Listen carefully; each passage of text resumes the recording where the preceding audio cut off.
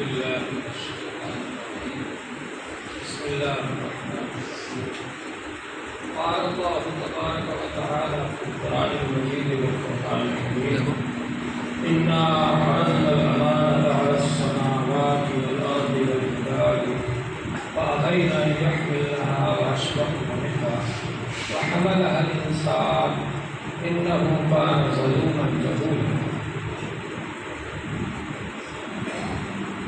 محترم حضرات، یہ ہمارے لیے بڑی خوش قسمتی کی بات ہے کہ ماشاءاللہ قرآن پاک کی تفسیر بیان ہوتی ہے، اس کی مجلس منعقد ہوتی ہے، اس میں آپ حضرات شریک ہوتے ہیں، اور آپ حضرات بہت ہی زیادہ قابل مبارکباد ہیں کہ آپ کو اللہ تعالیٰ نے ایسے عالم صاحب یہ رکھے ہیں جو کہ آپ کے سامنے تفسیر بیان کرتے ہیں قرآن پاک. اور یہ میری بڑی خوش قسمتی ہے کہ اللہ جل شانہ نے مجھے اس مجلس کے اندر شریک ہونے کا موقع عطا فرمایا. قرآن پاک یہ اللہ جل شانہ کا کلام ہے، اللہ تبارک و تعالیٰ کی کتاب ہے قرآن پاک. اللہ تعالیٰ نے انسانوں سے جو کلام فرمایا ہے وہ ہے قرآن پاک. تو یہ بہت بڑی چیز ہے، بہت عظیم الشان چیز ہے قرآن پاک. اللہ تبارک و تعالیٰ انسان سے کلام فرمائے: یا ایھا الناس یا ایھا الذین آمنوا، اے ایمان والو، اے انسانوں. تو ہمارے لیے کتنی خوشی کی بات ہے کہ اللہ جل شانہ جو تمام بادشاہوں کے بادشاہ ہے، شہنشاہوں کے شہنشاہ ہے، وہ ہم سے کلام فرما رہا ہے. ہمارے خالق اور مالک، ہمارا پروردگار اور پالنہار، وہ اللہ تعالیٰ ہم سے کلام فرما رہا ہے. یہ کتنی خوشی کی بات ہے. تو اس پر ہم کو اللہ تعالیٰ کا شکر ادا کرنا چاہیے کہ اس نے ہم کو ایسی مجلس کے اندر جمع فرمایا جس مجلس میں قرآن پاک کو بیان کیا جاتا ہے. حضور پاک صلی اللہ علیہ وآلہ وسلم کو اللہ جل شانہ نے جب نبی بنایا تو اللہ تعالیٰ نے سب سے پہلا حکم، سب سے پہلی وحی نازل فرمائی: اقرأ باسم ربک الذی خلق. پڑھیے آپ کے پروردگار کے نام سے جس نے کہ بنایا ہے.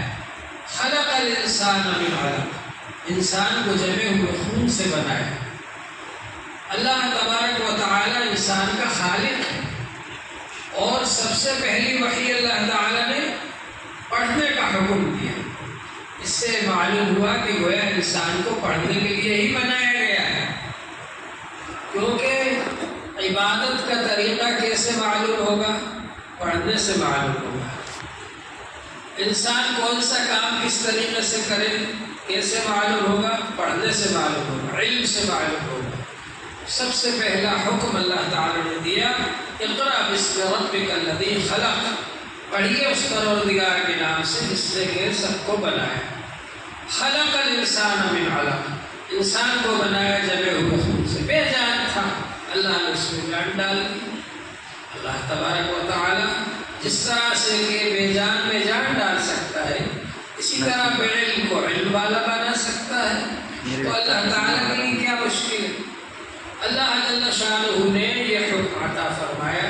حضور پاک صلی اللہ علیہ وآلہ وسلم کا طریقہ یہ تھا کہ جب قرآن پاک نازل ہوتا تھا تو اس کو جبرائیل علیہ السلام کے ساتھ جلدی جلدی دہراتے تھے.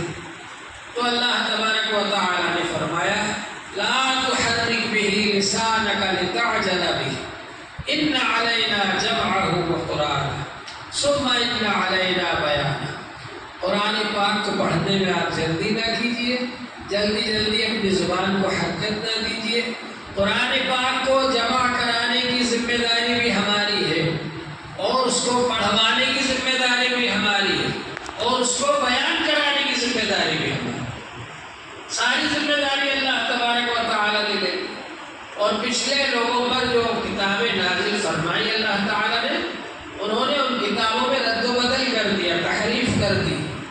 اللہ تعالیٰ نے قرآن پاک کی حفاظت کی ذمہ داری خود لی. انا نحن نزلنا الذکر وانا لہ لحافظون، یقیناً ہم نے ہی یہ قرآن پاک نازل کیا ہے اور ہم ہی اس کی حفاظت کرنے والے۔ امت پر نہیں چھوڑا کہ امت حفاظت کر لے، اس لیے امتوں کو حفاظت کی ذمہ داری دینی تھی، ان لوگوں نے اس کو رد و بدل کر دیا۔ اللہ تعالیٰ نے خود قرآن پاک کی حفاظت کی ذمہ داری لے لی، اور قرآن پاک کے الفاظ کی حفاظت کے لیے اللہ جل شانہ نے حفاظ کرام کو کھڑا کر دیا۔ ایک ایک لفظ کو یاد کرتے ہیں، زبر زیر پیش حرکت، کس طرح سے نون غنہ ہوگا، کس طرح سے ادغام ہوگا، ایک ایک چیز کو یاد کرتے ہیں، رٹتے ہیں اور اس کو محفوظ کر لیتے ہیں اپنے سینوں کے اندر۔ ہندوستان پر جب انگریزوں کی حکومت تھی، ان لوگوں نے چاہا کہ مسلمانوں کو یہاں سے مٹا دیں، تو وہ قرآن پاک کو لیتے تھے، خریدتے تھے اور دریا میں ڈال دیتے تھے۔ ایک جگہ وہ گئے قرآن پاک خریدنے، تو حافظ صاحب نے پوچھا کہ آپ لوگ تو مسلمان نہیں ہو، تو آپ کیوں خریدتے ہو قرآن پاک؟ کہ ہم اس لیے خریدنا ہے کہ اس کو دریا میں ڈال دیں گے، تمہارے پاس قرآن نہیں ہوگا تو تم کو مذہب سے پلٹنا آسان ہو جائے گا، دوسرے مذہب میں لانا، عیسائی بنانا آسان ہو جائے گا۔ تو حافظ صاحب نے چھوٹے چھوٹے بچوں کو کھڑا کر دیا کہ تم کاغذ میں جو قرآن پاک ہے اس کو خرید کر دریا میں ڈال سکتے ہو۔ اللہ تعالیٰ نے قرآن پاک یہ بچوں کے سینے میں محفوظ کر دیا، یہ حافظ ہے، یہ حافظ ہے، یہ حافظ ہے، کیا کرو گے؟ تو اللہ تبارک و تعالیٰ نے قرآن پاک کی حفاظت کی ذمہ داری لی ہے۔ انا نحن نزلنا الذکر وانا لہ لحافظون، قرآن پاک کے الفاظ کی حفاظت کے لیے حفاظ کرام کو کھڑا کر دیا، اور اس کے لب و لہجے اور انداز اور آواز کی حفاظت کے لیے قاری حضرات کو کھڑا کر دیا۔ قرآن پاک کے پڑھنے کا کیا انداز ہے، کیا لب و لہجہ ہے، یہ قاری حضرات سکھاتے ہیں۔ قرآن پاک کی حفاظت کے اللہ تعالیٰ نے ذمہ داری لی، اور اس کے معنی اور مطلب اور ترجمہ اور تفسیر کی حفاظت کے لیے اللہ تعالیٰ نے علماء کرام کو کھڑا کر دیا، جو قرآن پاک کے ایک ایک لفظ کے معنی اور اس کے مطلب اور اس کا ترجمہ اور اس کی تفسیر کو جانتے ہیں اور سمجھتے ہیں اور اس کو بیان کرتے ہیں۔ تو اللہ تبارک و تعالیٰ نے حضور پاک صلی اللہ علیہ وآلہ وسلم سے فرمایا، لا تحرک بہ لسانک لتعجل بہ، آپ قرآن پاک کو پڑھنے میں جلدی نہ کریں، جلدی زبان کو حرکت نہ دیں، کیوں کہ قرآن پاک کو پڑھوانے کی ذمہ داری ہماری۔ ان علینا جمعہ وقرآن، قرآن کو جمع کرانے کی ذمہ داری ہماری۔ قرآن پاک تھوڑا تھوڑا نازل ہوا، پچھلی کتابیں ایک ساتھ پوری کی پوری لکھی ہوئی کتابی شکل میں نازل ہوگی، لیکن قرآن پاک قرآن کے معنی پڑھی جانے والی چیز تھوڑا تھوڑا نازل ہوتا رہا۔ حضور پاک صلی اللہ علیہ وآلہ وسلم اس کو یاد کرتے تھے اور صحابہ کرام کو یاد کراتے تھے، پڑھاتے تھے، اور اس کا معنی اور مطلب اور ترجمہ اور تفسیر سکھاتے تھے۔ اس طرح سے یہ سلسلہ چلتا رہا، تو آپ اس کو جمع بھی فرماتے تھے اور بیان بھی فرماتے تھے اور پڑھ کر بھی سناتے تھے۔ اللہ تبارک و تعالیٰ نے حضور پاک صلی اللہ علیہ وآلہ وسلم کے جو فرائض منصبی بیان فرمائے ہیں، ان کے اندر ارشاد فرمایا، یتلو علیہم آیاتہ، آپ قرآن پاک کی آیتوں کو تلاوت کر کے سناتے ہیں۔ قرآن پاک کی آیتوں کو کس طرح سے پڑھا جائے گا؟ حضرت جبرائیل علیہ السلام نے حضور پاک صلی اللہ علیہ وآلہ وسلم کو پڑھ کر سنایا، اور حضور پاک صلی اللہ علیہ وآلہ وسلم نے صحابہ کرام کو پڑھ کر کے سنایا، اور صحابہ کرام نے اپنے شاگردوں کو پڑھ کر سنایا۔ اس لیے یہ جو قرآن پاک کا علم ہے، سندی علم ہے، سلسلے وار علم ہے، یہ سلسلہ ہر استاد سے چلتے چلتے حضور پاک صلی اللہ علیہ وآلہ وسلم تک پہنچتا ہے۔ آج ہم فخر کے ساتھ یہ بات کہہ سکتے ہیں کہ یہ وہی قرآن پاک ہے جو حضور پاک صلی اللہ علیہ وآلہ وسلم پر نازل ہوا، اور جس انداز میں اور جس طریقے سے آپ نے پڑھایا اسی طریقے پر آج ہم پڑھ رہے ہیں۔ یہ ہمارے بزرگوں کی محنت ہے اور کوشش ہے کہ انہوں نے اس کو ویسا کا ویسا ہی محفوظ رکھا۔ تو حضور پاک صلی اللہ علیہ وآلہ وسلم کا احکام یہ ہے، یتلو علیہم آیاتہ، آپ قرآن پاک کی آیتوں کو تلاوت کر کے سناتے ہیں، اور قرآن پاک کے نازل ہونے کا مقصد ہے وَيُزَكِّيهِمْ، گناہوں سے پاک کرنا۔ قرآن پاک میں اللہ نے عجیب تاثیر رکھی ہے۔ قرآن پاک میں یہ تاثیر ہے کہ جب قرآن پاک کو پڑھا جائے گا اور سنا جائے گا تو انسان کے گناہ دھل جائے گا، انسان گناہوں سے پاک ہو جائے گا۔ تو یہ تزکیہ کرنا یہ کب ہوتا ہے؟ جب آدمی قرآن پاک کو پڑھے اور سمجھے، لیکن کیونکہ یہ اصل مقصد ہے اور ضروری ہے، اہم ہے، تو اس کو پہلے بیان فرما دیا اللہ تعالیٰ نے۔ اس کے بعد فرمایا وَيُعَلِّمُهُمُ الْكِتَابَ وَالْحِكْمَةَ، آپ قرآن پاک کی تعلیم دیتے اور حکمت کی تعلیم دیتے ہیں، قرآن پاک کے معنی اور مطلب اور ترجمہ اور تفسیر کو پڑھ کر سناتے ہیں حضور پاک صلی اللہ علیہ وآلہ وسلم، اور حکمت حدیث کی بھی آپ تعلیم دیتے ہیں۔ یہ سب آپ نے تعلیم دی، یہ آپ کے فرائض منصبی بیان فرمائے اللہ جل شانہ نے۔ تو حضور پاک صلی اللہ علیہ وآلہ وسلم کے نائبین ہیں، ان کا بھی یہ کام ہے کہ وہ قرآن پاک کو پڑھ کر سنائیں، اس کا پڑھنے کا انداز بتلائیں، اس کے معنی اور مطلب کو سمجھائیں۔ قرآن پاک کے الفاظ بھی معجزہ ہیں۔ جب یہ قرآن پاک نازل ہو رہا تھا، بڑے بڑے عربی کے شاعر موجود تھے جن کو اپنے اوپر بہت فخر تھا، اور ہر سال وہ لوگ جمع ہوتے تھے حج کے موقع پر۔ اس زمانے میں بھی ابراہیم علیہ السلام کے طریقے پر ان کی کچھ رسمیں ادا کرتے تھے، وہ اس کا نام حج رکھ رکھا تھا۔ تو اس میں وہ مشاعرہ رکھتے تھے، بڑے بڑے شعراء جمع ہوتے، جس کے اشعار عربی میں سب سے اچھے ہوتے وہ لٹکا دیے جاتے خانہ کعبہ پر، سال بھر لٹکے رہتے۔ اس موقع پر اللہ تعالیٰ نے سورہ کوثر نازل فرمائی، انا اعطیناک الکوثر فصل لربک وانحر ان شانئک هو الابتر۔ اس کو لٹکا دیا گیا خانہ کعبہ پر، کہا کہ اگر کسی شاعر میں دم ہے اس سے اچھا بنا کر کے لائے گا، تم اس کو شعر شاعری کہتے۔ تو لوگ کہتے تھے قرآن بھی نعوذ باللہ شعر شاعری ہے۔ ان سے کہا کہ یہ شعر شاعری ہے، اس میں 3 مصرعے چوتھا ملا ہوا آگے کوئی نہیں ملا سکتا۔ اس زمانے کا سب سے بڑا جو شاعر تھا لبید، اس کے پاس لوگ گئے، اس کو جا کر کے یہ سنایا کہ اس نے آگے ایک لفظ ایک جملہ بڑھایا، ما ھذا کلام البشر، یہ انسان کا کلام ہے ہی نہیں کہ ہم اس کا مقابلہ کر سکیں۔ تو یہ اللہ جل شانہ کا کلام ہے، الفاظ کے اعتبار سے بھی اتنا جامع ہے اور اتنا زیادہ مرتب اور منظم ہے کہ اس سے بہتر کوئی کلام نہیں ہو سکتا۔ عربی میں سارے بڑے بڑے شاعروں کو اس نے عاجز کر دیا۔ اس کے الفاظ بھی معجزہ ہیں اور اس کے معنی اور مراد بھی معجزہ ہیں۔ ہم لغت دیکھ کر، ڈکشنری دیکھ کر اس کے معنی کو حل نہیں کر سکتے، جیسے دوسری کتابوں کو دیکھ کر حل کر لیتے ہیں، انگریزی میں کوئی خطا گیا ڈکشنری دیکھ کر حل کر لیں گے، لیکن یہ جو ہے قرآن پاک، اس کو آپ ڈکشنری دیکھ کر، لغت دیکھ کر حل نہیں کر سکتے۔ حضور پاک صلی اللہ علیہ وآلہ وسلم کے زمانے میں، شروع زمانے میں ایسا تھا کہ رمضان شریف میں اگر آپ سو گئے تو اس کے بعد اٹھ کر آپ سحری نہیں کھا سکتے تھے۔ اب اس کے بعد صحابہ کرام کو پریشانی ہوئی، بعض مزدور صحابہ بیچارے دن بھر مزدوری کر کے آئے، آ کر معلوم کیا ابھی کھانا تیار نہیں ہے، اب سو گئے، نیند لگ گئی، اب کھانا نہیں کھا سکتے۔ ہماری طرح تو 6 دن روزے خور، دوسرے دن پھر روزہ رکھ لیا بغیر سحری کے، پھر مزدوری کرنے چلے گئے، گر گئے، بے ہوش ہو گئے۔ اب اس کے بعد ان کو بڑی تکلیف ہوئی۔ اللہ جل شانہ نے ان کی برکت سے ہمارے لیے آسانی کر، اور اللہ تعالیٰ نے فرمایا کلوا واشربوا، کھاؤ پیو سحری کو، حتی یتبین لکم الخیط الابیض من الخیط الاسود من الفجر، یہاں تک کہ سفید دھاگا سیاہ دھاگے سے ظاہر نہ ہو جائے۔ صحابہ کرام جو بھی آیت نازل ہوئی تھی اس پر عمل کرتے تھے۔ ایک صحابی نے یہ سوچا کہ اس میں سیاہ دھاگا اور سفید دھاگا ہے، ایک سیاہ دھاگا لے لیا، سفید دھاگا لے لیا، تکیے کے نیچے رکھ لیا، جب تک دونوں صاف صاف نظر نہیں آئے سحری کھاتے تھے۔ لیکن صحابہ کرام یا تو وہ پہلے پوچھتے تھے یا عمل کرنے کے بعد آ کر پوچھتے تھے کہ حضور ہم نے یہ عمل کیا کیسا ہے؟ تو انہوں نے آ کر پھر بتایا کہ میں نے اس طرح آج سحری کر لی اس آیت کی روشنی میں۔ تو حضور صلی اللہ علیہ وآلہ وسلم نے فرمایا کہ اوہو، تمہارا تکیہ اتنا بڑا ہے کہ اس میں سفید دھاگا اور سیاہ دھاگا بھی آ گئے۔ ارے سفید دھاگے سے مراد صبح صادق ہے اور سیاہ دھاگے سے مراد صبح کاذب ہے۔ تو صحابہ کرام عربی زبان جانتے تھے، لیکن وہ قرآن پاک کے معنی اور مطلب کو اس وقت تک نہیں سمجھ سکتے تھے جب تک حضور پاک صلی اللہ علیہ وآلہ وسلم نہ سمجھا۔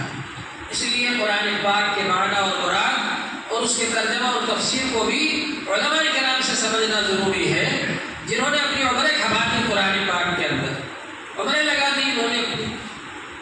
پڑھاتے، تو ان سے ہم کو سمجھنا چاہیے کہ حضور پاک صلی اللہ علیہ وآلہ وسلم نے اور صحابہ کرام نے قرآن پاک کے کیا معنی بیان فرمائے۔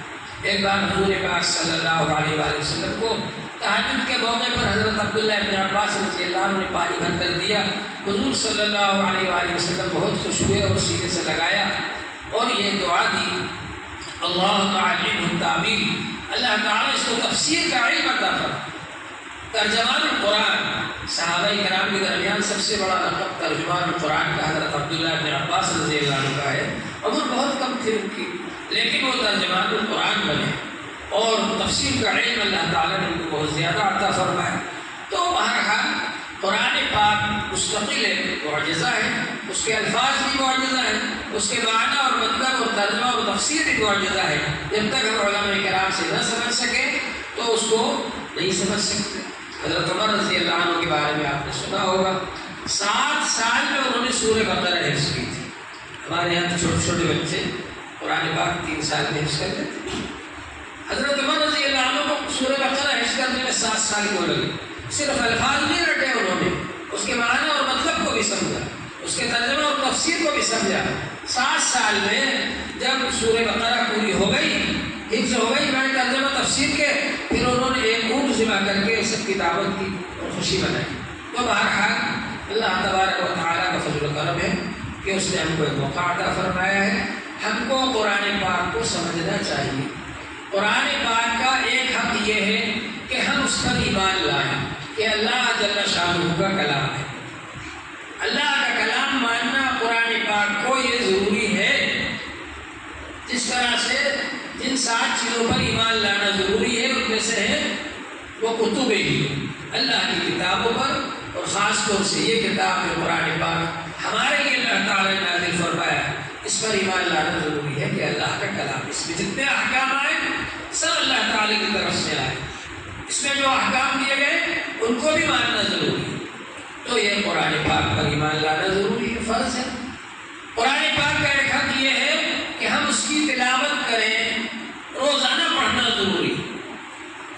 یہ جو قرآن پاک کو ہم پڑھتے ہیں اس کی عادت ڈالیں کہ روزانہ پڑھنے والے بن جائیں۔ شیخ الحدیث صاحب رحمۃ اللہ علیہ نے لکھا ہے فضائل قرآن میں، کم سے کم 5 سپارہ تو روزانہ پڑھنا ہی چاہیے ہر مسلمان۔ اگر ہم کو نہیں آتا تو ہم مسجد کے امام صاحب سے اگر سیکھیں گے، ایک لائن بھی سیکھیں گے، ایک دن انشاءاللہ پورا قرآن پاک ختم ہو جائے گا۔ ہمارے دوست بھوپال میں پہلے کے ذمہ دار ہیں، ایک بار انہوں نے مجھے بلایا کہ صاحب آپ کی دعوت ہے، آپ آ جائیے۔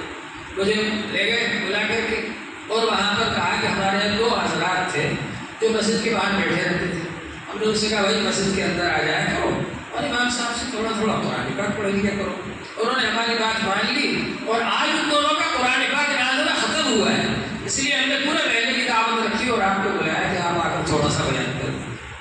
تو اگر آپ قرآن پاک سیکھنا چاہیں، تھوڑا تھوڑا بھی سیکھیں گے، انشاءاللہ ایک دن پورا قرآن پاک پڑھنے والے بن جائیں گے۔ ہم یہ کوشش کریں کہ ہم یہ قرآن پاک کی تلاوت کرنے والے بن جائیں۔ اللہ تعالیٰ کو سب سے زیادہ محبوب چیز قرآن پاک کی تلاوت، قرآن پاک کی تلاوت کریں، پڑھیں اس کو۔ دوسرا حق یہ ہے کہ ہم قرآن پاک کو سمجھیں۔ یہ قرآن پاک سمجھنے کے لیے آیا ہے۔ ہم نے یہ سمجھ لیا کہ قرآن پاک اس لیے آیا ہے کہ کوئی مر جائے تو اب قرآن خالی کرائی جائے، پہلے میں اعلان ہو جائے کہ فلاں صاحب کا انتقال ہو گیا، قرآن خالی ہوگی اور سب لوگ جمع ہو جاؤ۔ ہاں اس سے فائدہ پہنچتا ہے، اس کا انکار نہیں کرتے۔ قرآن پاک کی تلاوت کا ثواب پہنچتا ہے مردوں کو، اور مردے کہتے ہیں کہ تم لوگ قل ہو اللہ پڑھ کر بھی جو ثواب پہنچاتے ہو، پہاڑ کے برابر اس کا ثواب ہمیں ملتا ہے۔ ثواب ملتا ہے قرآن پاک کا، اس سے انکار نہیں، لیکن اصل تو قرآن پاک اس لیے آیا ہے کہ زندہ لوگوں کو ہدایت کی جائے، ہدی للناس وبینات من الہدی والفرقان۔ قرآن پاک سب انسانوں کے لیے ہدایت ہے، اور اس میں ہدایت کی کھلی ہوئی نشانیاں موجود ہیں، اور یہ فرق کرنے والا ہے حق اور باطل، جائز اور ناجائز، حلال اور حرام میں فرق بتانے والا ہے قرآن۔ حضور صلی اللہ علیہ وآلہ وسلم کے پاس کٹر سے کٹر کافر بھی آتا تھا تو آپ اس کو قرآن پاک سناتے تھے، اور قرآن پاک کا ایسا حیرت انگیز معجزہ ہے، جس طرح سے اس کے الفاظ معجزہ ہے، اس کے معانی اور مطلب معجزہ ہے، اس کا ترجمہ اور تفسیر معجزہ ہے، اسی طرح قرآن پاک کی سمجھنا ہے۔ کٹر سے کٹر کافر بھی آتا تھا حضور صلی اللہ علیہ وآلہ وسلم کے پاس، آپ اس کو قرآن پاک سناتے تھے اور وہ مسلمان ہو جاتے۔ اس لیے کافر لوگ آپ کو کہتے تھے کہ ساحر ہے، جادوگر ہے، یہ جادو کر دیتے۔ جادو نہیں تھا، وہ قرآن پاک کا اثر تھا کہ آپ ان کو قرآن پاک سناتے تھے اور وہ مسلمان ہو جایا کرتے۔ تو قرآن پاک میں اللہ جل شانہ نے ایسی حیرت انگیز تاثیر رکھی، جب انسان قرآن پاک پڑھتا ہے تو اس کا دل کھنچتا ہے اللہ تعالیٰ کی طرف۔ ایک صاحب انگریزی جانتے تھے اور عربی نہیں جانتے تھے اور اپ ٹو ڈیٹ آدمی تھے بیچارے، تو انہوں نے لیٹے لیٹے انگریزی کا ترجمہ پڑھا، لیکن جب لیٹے لیٹے پڑھا تو قرآن نے اپنی طرف کھینچا ان کو، تو پھر بیٹھ کر پڑھا، اس کا ادب آیا دل کے اندر، اور پھر اس کے بعد ان کے دل میں یہ بات پیدا ہوئی کہ جب انگریزی میں قرآن پاک اتنا اچھا لگ رہا ہے مجھے، تو اس کو عربی میں سیکھوں گا تو پڑھوں گا کتنا اچھا لگے گا۔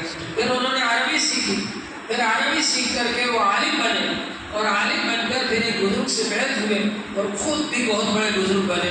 پھر انہوں نے انگریزی میں بھی تفسیر لکھی، اردو میں بھی لکھی۔ تو اللہ تبارک و تعالیٰ نے قرآن پاک کو ایسا بنایا ہے کہ قرآن پاک اپنی طرف کھینچتا ہے۔ انور سادات جو مصر کے صدر تھے، ایک بار روس ان کو بلایا گیا۔ روس میں اس وقت کمیونسٹوں کی حکومت تھی جو کہ اسلام کو مانتے ہی نہیں۔ یہ مستقل کے موضوع ہے کہ کمیونزم نے کیا کیا نقصان پہنچایا انسانوں کو۔ بہرحال اس وقت میں یہ بتانا چاہتا ہوں کہ جب انور سادات وہاں گئے تو اپنے ساتھ وہ حضرت قاری عبد الباسط رحمۃ اللہ علیہ کو لے گئے۔ قاری عبد الباسط رحمۃ اللہ علیہ اتنا اچھا قرآن پاک پڑھتے تھے، بہت بڑے قاری تھے، ان کو ساتھ لے کر کے گئے۔ اب وہاں ان کو جلسہ وغیرہ ہوا اور سب لوگ آئے ہوئے تھے، میٹنگ ہوئی۔ اس کے بعد میں انہوں نے کہا ہمارے ساتھ ایک صاحب آئے ہوئے ہمارے دوست، یہ بھی کچھ سنانا چاہتے ہیں، آپ 5-10 منٹ کی بات بھی سن لیں۔ تو لوگوں نے سوچا کہ سنائیے انگریزی وغیرہ میں۔ اب یہ جب بیٹھے قاری عبد الباسط صاحب، انہوں نے جو قرآن پاک پڑھا، وہ لوگ وہ کوئی بھی آدمی نہیں جانتے، روس کے رہنے والے، انہوں نے جب قرآن پاک پڑھا سب کی آنکھوں سے آنسو گئے۔ وَإِذَا سَمِعُوا مَا أُنزِلَ إِلَيْهِمْ تَرَىٰ أَعْيُنَهُمْ تَفِيضُ مِنَ الدَّمْعِ۔ جب آپ سنیں گے جو اللہ نے قرآن نازل کیا ہے تو آنکھوں سے آنسو جاری ہو جائیں۔ یہ تاثیر ہے قرآن پاک کی۔ آج ہم لوگوں نے قرآن پاک کو چھوڑ دیا، اس کا نتیجہ ہے کہ ہم ذلیل و خوار ہو رہے ہیں۔ حضور پاک صلی اللہ علیہ وآلہ وسلم نے فرمایا ان اللہ یرفع بہذا الکتاب اقواما ویضع بہ آخرین۔ اللہ تعالیٰ اسی کتاب قرآن پاک کے ذریعے بہت سے لوگوں کو سربلند کرے گا اور بہت سے لوگوں کو ذلیل و خوار کرے گا۔ قرآن پاک کو جو پکڑیں گے، مضبوطی سے تھامیں گے اور اس کو سمجھیں گے اور پڑھیں گے اور عمل کریں گے، اللہ تعالیٰ ان کو ترقی عطا فرمائیں گے اور سربلند فرمائیں گے، عزت عطا فرمائیں گے۔ اور جو لوگ قرآن پاک کو چھوڑ دیں گے تو وہ لوگ دنیا میں بھی ذلیل و خوار ہوں گے اور آخرت میں بھی ہوں گے۔ دنیا کے اندر آج ہم جو ذلیل و خوار ہو رہے ہیں اس لیے ہو رہے ہیں ہماری زندگیوں میں سے قرآن تعلیمات نکل گئی، قرآن تعلیمات ہماری زندگیوں میں نہیں ہے، اور دوسروں کے رسم و رواج، دوسروں کی فیشنیں، دوسروں کے طریقے ہم نے اختیار کر لیے، اس پر ہم عمل کر رہے ہیں، اور ہمارے پاس کتنی قیمتی چیز رکھی ہوئی ہے اس کو ہم نے چھوڑ دیا۔ جہاں سے یہ فیشنیں نکلتی ہیں وہاں کے لوگ ان فیشنوں سے پریشان ہو کر اور پریکٹیکل طور پر اس کا تجربہ کر کے اور اس کو رد کر رہے ہیں، چھوڑ رہے ہیں اس کو، اور اسلام کی طرف آ رہے ہیں، اور ہم لوگ ان لوگوں کا تھوکا ہوا کھا رہے ہیں اور یہ چاہ رہے ہیں کہ ہم اس سے ترقی کر جائیں۔ ترقی تو اللہ تعالیٰ نے اسلام میں رکھی ہے۔ حضرت عمر رضی اللہ عنہ سے جب گزار رہے تھے ملک شام تو ایک صاحب نے کہا کہ آپ یہ لمبا جبہ اتار دیجیے، چھوٹا کرتا پہن لیجیے اور آپ یہ اونٹ کی سواری چھوڑ کر گھوڑے پر بیٹھ جائیے۔ تو انہوں نے ان کے سینے پر ہاتھ مارا اور کہا اگر تمہارے علاوہ کوئی اور یہ کہتا تو میں سخت سزا دیتا۔ نحن قوم اعزنا اللہ بالاسلام، ہم کو اللہ نے اسلام سے عزت دی ہے، اگر ہم دوسری چیزوں میں عزت تلاش کریں گے ذلیل ہو جائیں گے۔ تو آج ہم لوگ جو ذلیل ہو رہے ہیں، قرآن پاک کو چھوڑ دیا اور اس کی وجہ سے ہمارے اندر ذلت آ گئی، کیونکہ دوسروں کی نقالی کر رہے ہیں، دوسروں کے طریقوں پر ہم لوگ چل رہے ہیں، دوسروں میں جو خرابیاں اور برائیاں تھیں وہ ہمارے اندر آ گئی، اور اپنے قرآن پاک کے اندر جو لکھا ہوا ہے اس کو بند کر کے، جزدان بند کر کے ہم نے رکھ دیا، اس کو نہ پڑھتے ہیں، نہ سمجھتے ہیں، نہ عمل کرتے ہیں۔ اللہ تعالی ہماری حفاظت فرمائے اور ہم ایسی قرآن پاک کی مجلسوں میں شریک ہونے والے بن جائے اور اس پر عمل کرنے والے بن جائے، ورنہ اللہ نہ کرے کہیں ایسا نہ ہو کہ جو رسول پاک صلی اللہ علیہ وسلم کی سفارش پر ہم بھروسہ کیے بیٹھے، رسول پاک صلی اللہ علیہ وآلہ وسلم قیامت کے دن ہمارے خلاف شکایت کریں گے، رب ان قوم اتخذوا ھذا القرآن مہجورا، اے میرے پروردگار میں نے اس قوم نے قرآن کو چھوڑ دیا تھا۔ اگر حضور پاک صلی اللہ علیہ وآلہ وسلم وہاں شکایت کریں اور اللہ تعالیٰ نے پکڑ لیا تو پھر کیا ہوگا وہاں؟ تو اس لیے یہ جو حافظ صاحب نے عشاء کی نماز میں آیت پاک پڑھی تھی وہ میں نے خطبے کے بعد آپ کے سامنے پڑھی، اور اس میں اللہ تعالیٰ نے فرمایا اِنَّا عَرَضْنَا الْأَمَانَةَ عَلَى السَّمَاوَاتِ وَالْأَرْضِ وَالْجِبَالِ، بے شک ہم نے یہ امانت پیش کی آسمانوں کے سامنے، زمین کے سامنے، پہاڑوں کے سامنے، ان سب نے اٹھانے سے اس کو انکار کر دیا، ڈر گئے اس سے، اشفقنا منہا، ڈر گئے، اٹھانے سے انکار کر دیا، وحملها الانسان، انسان نے اس امانت کو اٹھا لیا۔ قرآن پاک بہت بڑی امانت ہے، اس کو انسان نے اٹھا لیا، انہ کان ظلوما جہولا، اگر یہ قرآن پاک لینے کے بعد پھر اس کو نہیں پڑھتا تو اس سے بڑا جاہل اور